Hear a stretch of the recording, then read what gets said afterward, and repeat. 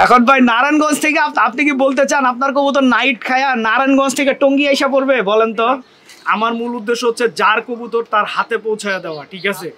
সে কোনোভাবেই উড়ে না, আমি যতই চেষ্টা করি তাকে উড়ানোর, সে উড়বে না। এখন এই কবুতরের বাচ্চাটাকে আসলে সুস্থ করা খুবই কঠিন কাজ। আর কবুতর, আসসালামু আলাইকুম দর্শকবৃন্দ, কি অবস্থা সবার, কেমন আছেন আপনারা? আপনাদের সবাইকে আমার নতুন একটা ভিডিওতে স্বাগতম।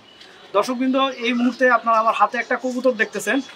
এটা একটা ফাটা লাল মুসালদম কবুতর। হ্যাঁ, এই যে দেখেন, ওর লেজের দিকের একটা পশম খালি সাদা। এটা হয় ফাটা সুল্লি কবুতর, নাইলে ফাটা মুসালদম কবুতর থেকেও এরকম বাচ্চা হয়।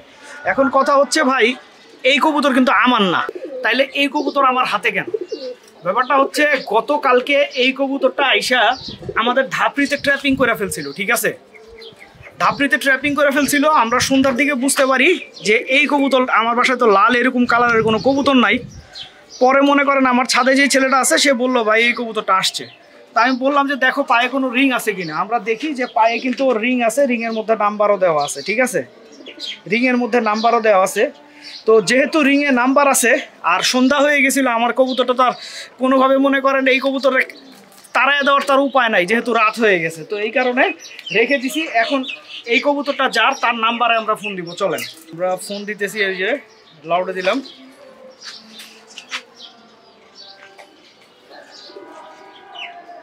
রিং ঢুকছে।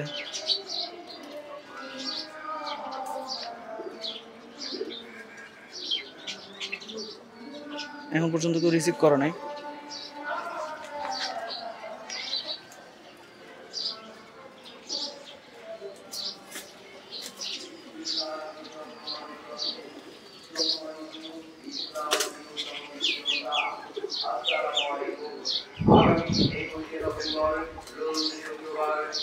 ধরে নাই তো, একটু পরে আবার ফোন দিচ্ছিলাম। কিন্তু আমরা একবার ফোন দিলাম, কিন্তু উনি ফোন ধরে নাই। আরো একবার ফোন দিব।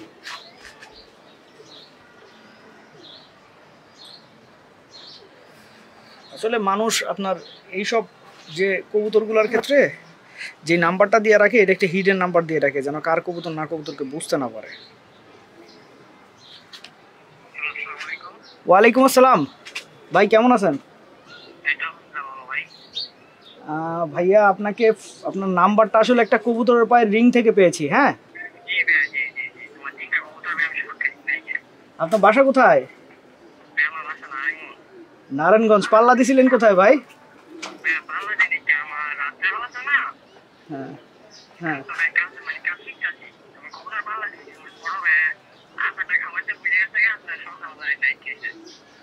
সন্ধ্যাবেলা নাইট খাইছে।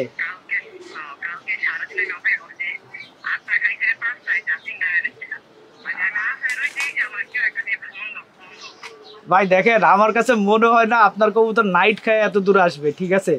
আপনি হয়তো বা পাল্লা দিছেন, আপনি এই ব্যাপারটা হাইড করতেছেন।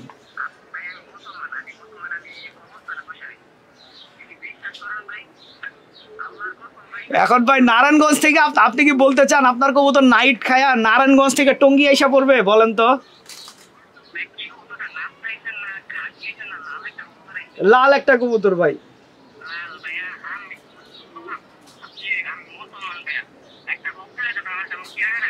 আচ্ছা, সমস্যা নাই, সমস্যা নাই। আপনি আইসা কবুতরটা নিয়ে যান। আপনি হয়তো আমাকে চিনবেন, আমি বিডি পিজন লাভারের সজল বলতেছি। হ্যাঁ, আচ্ছা আচ্ছা, এই আপনার কবুতরটা আমার বাসায় আছে। আপনাকে 1-2 দিনের মধ্যে আইসা নিয়ে যেতে হবে ভাই, আমি এর বেশি দিন রাখতে পারবো না। জি, আমার বাসা Tongi college gate. Tongi college gate. ঠিক আছে ভাই, আপনি অ্যাজ আর্লি অ্যাজ পসিবল আইসা কবুতরটা নিয়ে যান, ঠিক আছে? কিন্তু আমার কাছে ভাই আপনি কোনোভাবে বিশ্বাস করাইতে পারবেন না নাইট খায়া কবুতর এত দূরে আসছে। বাকিটা আল্লাহ মাহবুদ জানে আর আপনি জানেন ভাই, ঠিক আছে?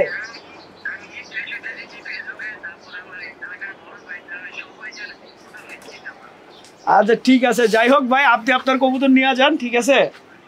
আমার বাসায় আসছে কবুতরটা, ঠিক আছে? ওকে ওকে ওকে, ধন্যবাদ।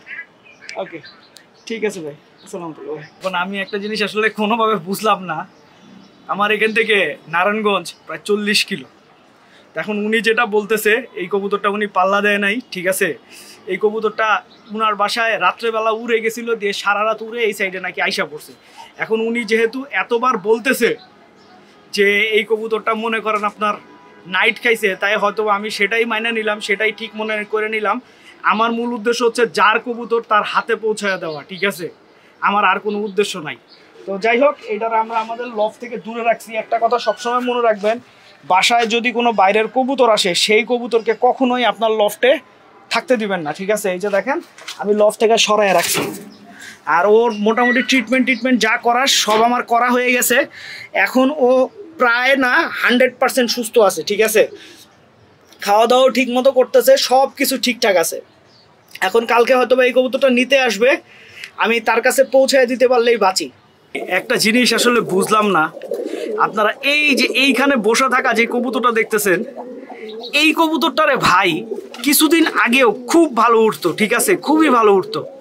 কিন্তু আমি যখন রিসেন্টলি কবুতর আসলে মোল্টিংয়ের জন্য লক করলাম, লক করার পরে হইলো কি আপনার আমার বাসায় একটা ভাইরাস আসছিল, তো সেই বাচ্চা এবং এই ভাইরাসগুলো কিন্তু শুধুমাত্র এই বাচ্চা কবুতরগুলোকে এফেক্ট করছিল, ঠিক আছে।